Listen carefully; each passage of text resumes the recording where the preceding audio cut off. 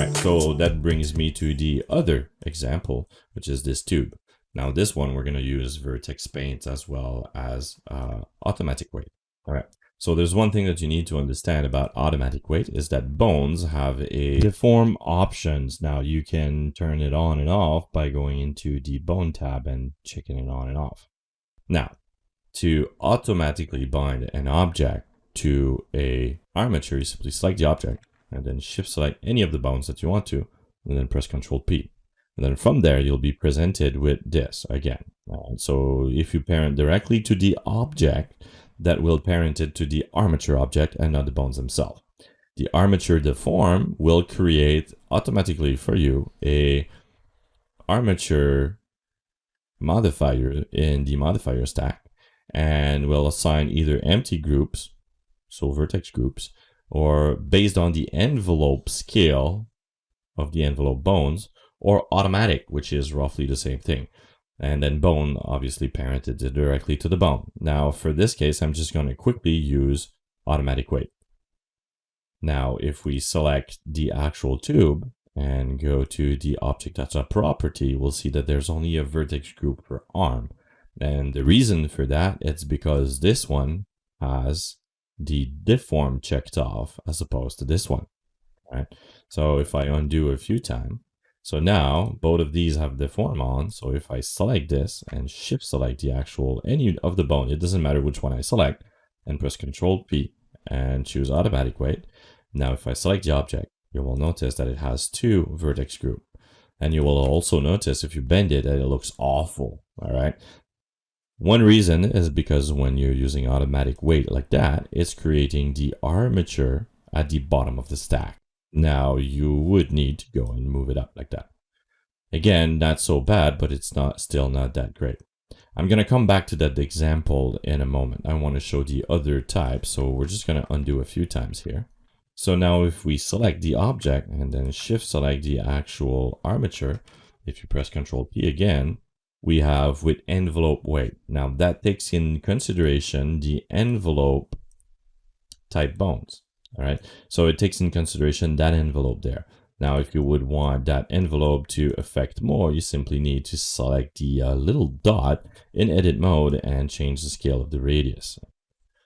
So now let me go back to B bones here. If I put those back on.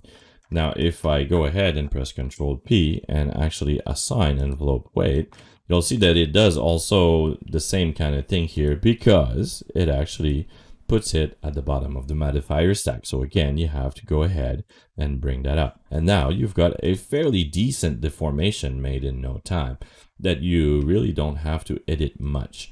All right, so it gives a little bit better result than the automatic weight itself.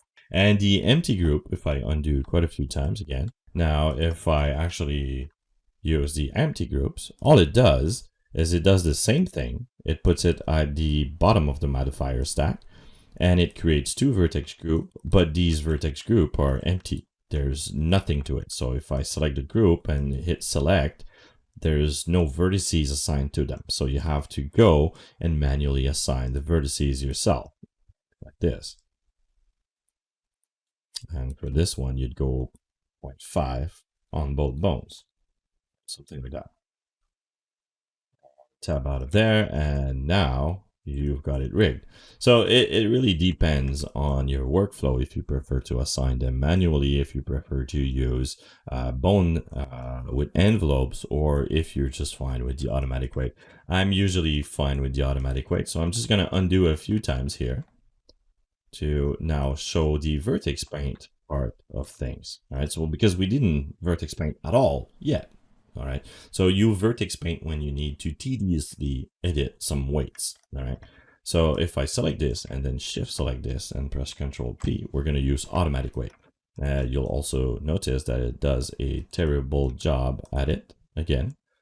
All right, and if you look here, you have to bring the armature up.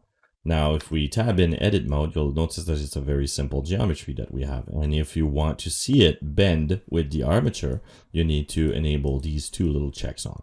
So this one will affect the modifiers that are on it, and this one will affect the actual vertices that are on it. Clearly see the problem here is because that row of vertices is mostly affected by the top bone. All right. So to rectify that, we can simply press Alt and select that row. You could go in and simply add a weight of 1 to the actual arm, and that actually would take care of it. But if you would want more a soft type transition, it's best to actually go into weight paint mode.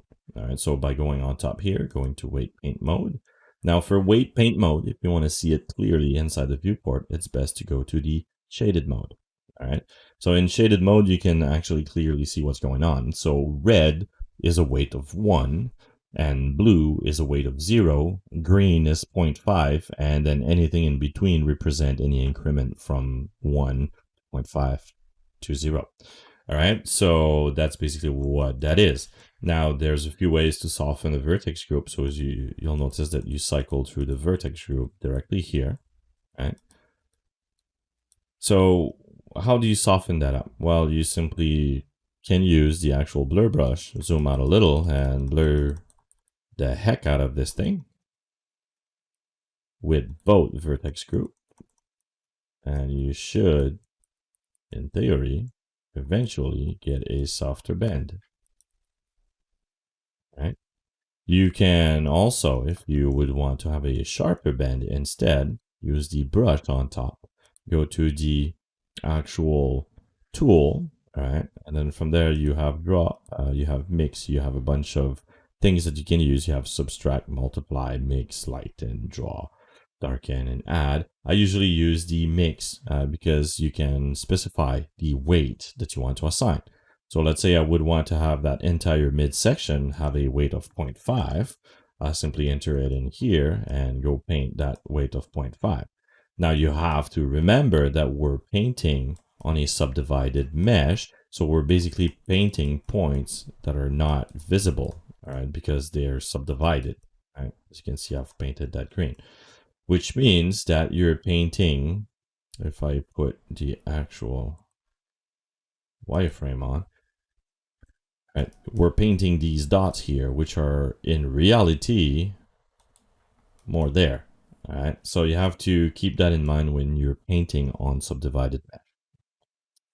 So let's put that back on. Now, as you can see, it's easy to assign a specific weight, just like that. Now, it becomes tedious when there's a lot of polygons, but essentially this is the same thing, all right? So you can assign them manually as well. Now, if I would want more weights on the top part here, on the forearms, I simply select the forearm, go into the tool, put the weight of 1, and from there I can zoom out a little and paint weights of 1. Now you have to remember that these vertex are also affected somewhat by the arm bone. So if I go select the other vertices, you'll notice that there is weights here. So in order to have this be 1 only on the arm, or only on the forearm, I should say, I should remove these from the arm. And you do that by using the subtract brush. So if I go here and now I subtract, you'll notice that it sort of shifts a little bit. So you've got a little bit more weight. So you're basically redistributing the weight manually this way. So now this looks more like a arm bend, a little bit more. And then you could do the same thing for the bottom part. So you could say, well, I don't want the entire spectrum to be blurred out. I'd want some to be harsher, like the bottom vertices here. So you simply give them a weight of 1. Just like this, and then from there you have to make sure that you have to take away the blurriness that was added on the other one by using the subtract tool. All right, just like that.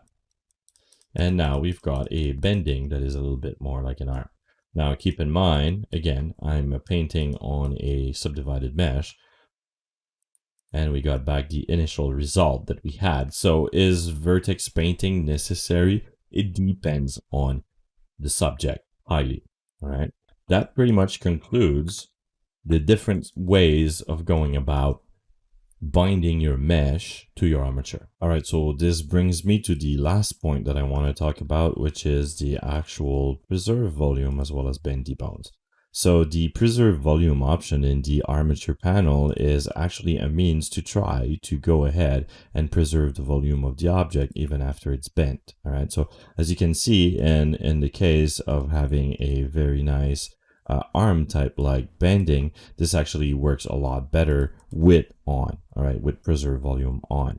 Now, if you would want more like a tube bending, instead of using preserve volume, I would actually just use bendy bones, which is not usable for other types of engine or 3D application than Blender. So you couldn't export bendy bones to, let's say, Autodesk Maya, nor to engines like Unity or UE4.